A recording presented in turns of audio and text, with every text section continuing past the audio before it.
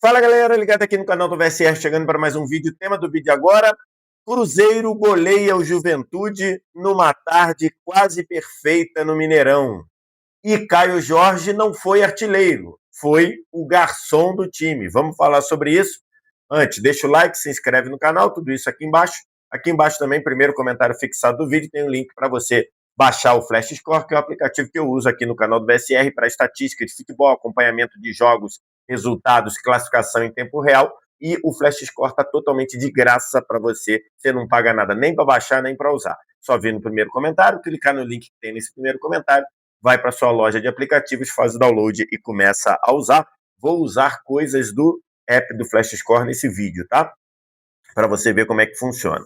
Estou gravando esse vídeo aqui logo na tarde de domingo, depois do Cruzeiro ter vencido o Juventude por 4-0, se mantendo na ponta do Campeonato Brasileiro e numa tarde que foi praticamente perfeita no Mineirão.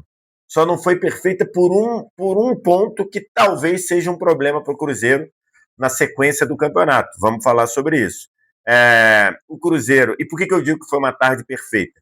O Cruzeiro goleou o Juventude 4-0, deu a chance para o Leonardo Jardim poupar o elenco, rodar o elenco. O Cruzeiro, que começou jogando, teve teve vários jogadores poupados, vários jogadores preservados, viu o time funcionar bem depois de uma primeira meia hora difícil, viu o time funcionar bem com alguns jogadores aparecendo bem, jogadores vindo do banco aparecendo bem. A única nota triste foi a lesão do Lucas Silva, que no momento que eu estou gravando esse vídeo, 6h10 da tarde, da noite, eu não sei qual a gravidade da lesão do Lucas Silva, mas me pareceu que ele saiu com algum problema no joelho. E o Lucas Silva, para quem tem acompanhado o Cruzeiro jogar, o Lucas Silva é um dos principais jogadores do Cruzeiro na temporada. Olha que coisa. Ele começa no banco, para o Leonardo Jardim poupar, preservar um pouco, e aí ele entra no segundo tempo. Ele entrou aos 67, né? Ou seja, entrou aos 22 do segundo tempo, no lugar do Lucas Romero, para descansar o Lucas Romero, com o Cruzeiro já vencendo, o Cruzeiro ainda vencendo, já vencendo por 3-0.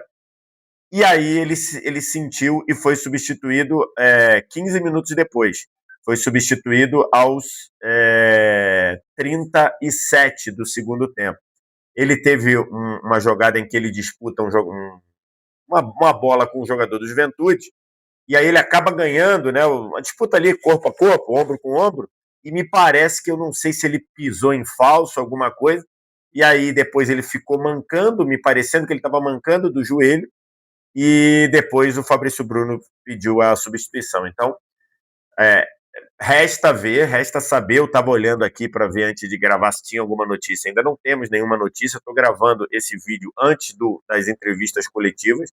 Então, não sei qual a gravidade, mas se o Lucas Silva sentiu algo importante, é um baita de um desfalque, porque para mim, além do aspecto de liderança, que está falando do capitão da equipe, para mim o Lucas Silva é um dos melhores jogadores no Cruzeiro. A capacidade de controle de bola, a capacidade de coordenar a pressão, distribuir bem a bola. Então ele e o Lucas Romero vem formando uma ótima dupla de volantes, de meia barra volante, volante barra meia, dependendo da necessidade do jogo. Vamos ver o que aconteceu. No mais, o Leonardo Jardim conseguiu rodar bastante o elenco, né? Então, se você for ver, ele não teve o Fagner, perdão, ele não teve o Cássio suspenso com cartão, entrou o Léo Aragão e praticamente não trabalhou.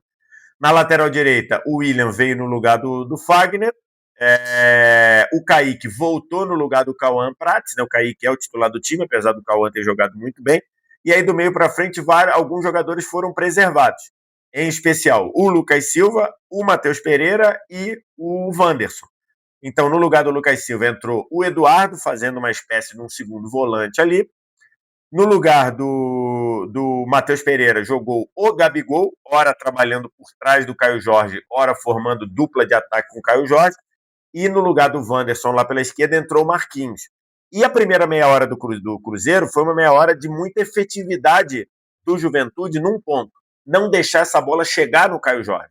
É lógico que o Tencati e todo o time do Juventude sabem, estão vendo o poderio do Caio Jorge no campeonato. A gente está falando do líder de gols, do artilheiro do campeonato. Então, o Juventude se preocupou basicamente em não deixar essa bola chegar no Caio Jorge, seja por uma marcação muito dura da dupla de zagueiros, seja por uma cobertura. Em vários momentos você tinha sempre alguém ao lado, alguém na sobra vigiando. E assim foi a bola sem chegar praticamente no Caio Jorge o primeiro tempo inteiro, ou a primeira meia hora inteira. A primeira bola que o Cruzeiro conseguiu espetar a bola para chegar no Caio Jorge na área, saiu o gol. E foi uma jogada com o Marquinhos trabalhando muito bem, sendo acionado numa invertida de bola para pegar o Marquinhos na lateral esquerda, na ponta esquerda, ele trouxe para dentro, achou uma separação para jogar a bola na área, achou o Caio Jorge dentro da área.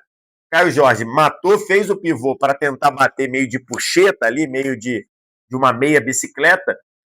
Ele até conseguiu dar a meia bicicleta, a bola estava indo no meio da área, e aí o Christian, que saiu da direita para aparecer na pequena área, com a bola passando na frente dele, desviou e fez 1-0. Era aquele típico gol que você tinha percepção de que era o gol que desata o nó. Porque se a gente pegar aqui as estatísticas só do primeiro tempo, tá? O Cruzeiro tinha mais posse de bola, 54-46. O Cruzeiro tinha finalizado 9 vezes, já no primeiro tempo todo. O Cruzeiro finalizou 9 vezes. O Juventude só finalizou 2, e uma delas só mais ou menos perigosa, que foi uma falta lateral da direita que o Gilberto conseguiu fazer a cabeçada, só que ela saiu por cima. A outra foi totalmente sem perigo. O Cruzeiro já tinha finalizado 3 vezes no alvo, e essa, na primeira vez que conseguiu acionar o Caio Jorge conseguiu tirar essa meia bicicleta que virou assistência para o Christian empurrar ali e fazer 1-0. A tendência era, depois desse 1-0, o Cruzeiro voltar no segundo tempo com muito mais capacidade de empurrar o Juventude para trás. O Juventude ficou naquela dúvida: eu saio um pouquinho para tentar empatar ou me seguro num primeiro momento? Ficou lá, mas o Cruzeiro conseguiu se impor e aí construiu o 3-0 com tranquilidade. O 2-0 sai logo aos 51, ou seja, 6 do segundo tempo. Depois de uma esticada longa do William para achar o Caio Jorge, mais ou menos na divisória, ali na linha de divisória do gramado, ele girou em cima do zagueiro. O Juventude ficou reclamando de falta, não aconteceu rigorosamente nada. Ele girou em cima do zagueiro, arrancou pelo lado direito, aí um Caio Jorge jogando quase como um ponta ali, arrancou pelo lado direito, entrou na área. Quando entrou na área, a zaga do Juventude já sabendo que qualquer toque ali seria pênalti, tentou marcar ele um pouco a distância, ele viu o Gabigol entrando lá pelo lado esquerdo, rolou para o meio, e a chapada do Gabigol para fazer 2-0. E 8 minutos depois, aos 14 do segundo tempo, aos 17 do segundo tempo, num arremesso lateral longo para achar o Caio Jorge dentro da área, e como nós sabemos, arremesso lateral não tem impedimento, o Caio Jorge chegou na frente do zagueiro. Quando ele foi esticar a perna para proteger, o zagueiro por baixo pisou no pé do Caio Jorge. Não acho que tenha sido por querer, foi completamente casual, mas é o tipo de pisão que dentro da área é pênalti, porque mesmo sem querer também é falta. O árbitro não viu no campo, o VAR chamou e o árbitro marcou. E aí ficou aquela dúvida: quem vai bater, o Caio Jorge, que está brigando pela artilharia ou não? Bateu o Gabigol, que é o batedor de pênalti. Gabigol com aquela categoria para cobrar pênalti, deu aquela meia batida, o goleiro caiu para o canto esquerdo, o Gabigol bateu no lado direito. E aí estava sacramentado, 3-0, uma vitória tranquila, um Cruzeiro ainda mais líder do Campeonato Brasileiro, né? No momento que o jogo acabou, o Cruzeiro tinha 6 pontos de vantagem para o Flamengo. É verdade que nesta situação o Flamengo, na hora que terminou, o Flamengo fechava, iria a rodada contra o Fluminense. Eu não sei quanto foi, porque estou gravando antes do jogo acontecer. Mas o Cruzeiro com 6 pontos de vantagem, com o Flamengo com 2 jogos a menos. E aí o Leonardo Jardim começou a rodar. Eu, sinceramente, na hora que eu vi, eu não entendi muito por que ele trouxe titulares do banco, porque o jogo estava definido.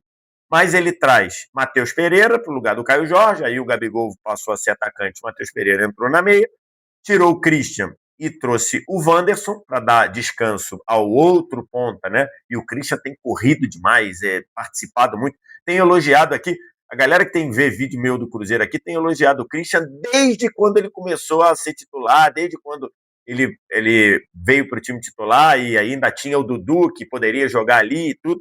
Eu tenho elogiado. A torcida do Cruzeiro às vezes questiona um pouco o Christian, mas é um jogador que tem rendido e se dedica demais e se desgasta demais. Entrou o Wanderson e aí ele tirou o Romero para descansar o Romero e botou o Lucas Silva. O meu ponto é, por que trazer titulares? Não poderia dar o descanso logo que o jogo já estava decidido? Mas talvez na cabeça do Leonardo Jardim esteja a questão do Cruzeiro de repente, não fazer esses jogadores perderem muito o ritmo de jogo, ficar uma semana inteira sem jogar. Mas, enfim, acabou que o Lucas Silva acabou se machucando, né? E aí é coisas que acontecem.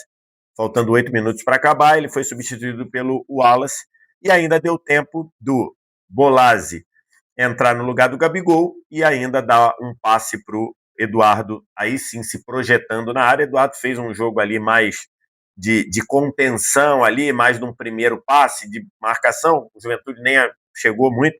O Eduardo apareceu na área e pelo lado esquerdo bateu para fazer 4-0.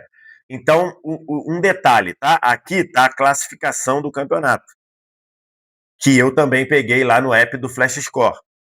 Classificação do campeonato: Cruzeiro 33, Flamengo e Red Bull Bragantino. Red Bull Bragantino jogou na rodada, perdeu por vitória por 1-0. Flamengo e Red Bull Bragantino tem 27. O Red Bull Bragantino tem os mesmos 15 jogos do Cruzeiro. O Flamengo, neste momento que eu estou gravando, o Flamengo tem 13. Então poderia ir aos mesmos 33 do Cruzeiro. Mas reparem que os últimos 3 jogos do Cruzeiro fizeram cair a diferença no saldo de gols. Saldo de gols é o segundo critério de desempate do campeonato. O primeiro é o número de vitórias, o segundo é saldo de gols. 3 jogos atrás, o saldo de gols do Flamengo era 22, e quando o Flamengo terminou o jogo, quando o Flamengo terminou a vitória contra o São Paulo, o saldo do Flamengo era 22, o do Cruzeiro era 9. Aí de lá para cá, o Cruzeiro ganhou de 4-1 do Grêmio, mais 3 de saldo. Ganhou de 2-0 do Fluminense, mais 5 de saldo. E agora ganhou de 4-0 do Juventude, mais 9 de saldo, somando tudo. Então, agora, a diferença, e como o Flamengo perdeu para o Santos, caiu de 22 para 21. Perdão. O saldo de gols, a batalha, está bem mais próxima agora. Ó. 21 para o Flamengo, 18 para o Cruzeiro. Então, assim, foi uma tarde quase perfeita para o Cruzeiro, especialmente pela oportunidade, e aí o Leonardo Jardim, é lógico que tem um risco embutido aí, mas o Leonardo Jardim olhou e falou, cara, o time do Juventude no Mineirão, eu consigo vencer rodando o elenco. Deu descanso aos jogadores, então viu um Gabigol fazer um bom jogo mais uma vez, o Gabigol tem tido um comportamento, já elogiei aqui também, um comportamento exemplar. Pode dizer, mas não é mais do que obrigação. Realmente, né? Mas não é mais do que obrigação, porque nenhum jogador assina contrato para ser titular absoluto. Mas ele tem tido um comportamento exemplar e quando tem entrado, tem aproveitado as oportunidades. Fez 2 gols hoje. O Caio Jorge hoje não fez gol, mas na ausência do Matheus Pereira, ou com o Matheus Pereira poupado, o Caio Jorge participou da criação dos 3 gols do Cruzeiro. Dos 3 primeiros, 2 assistências para o Christian e para o Gabigol, e depois sofreu o pênalti convertido pelo Gabigol. Então, hoje foi o Caio Jorge garçom. Então, assim, uma vitória, apesar do Juventude ser um time que vai brigar pelo rebaixamento, contra o rebaixamento, uma vitória que mostra o amadurecimento do trabalho do Leonardo Jardim, podendo até poupar o elenco. Fica aí a nota triste da lesão do Lucas Silva. Vamos ver se é uma lesão grave ou não. No momento que eu estou gravando esse vídeo, ainda não temos informação.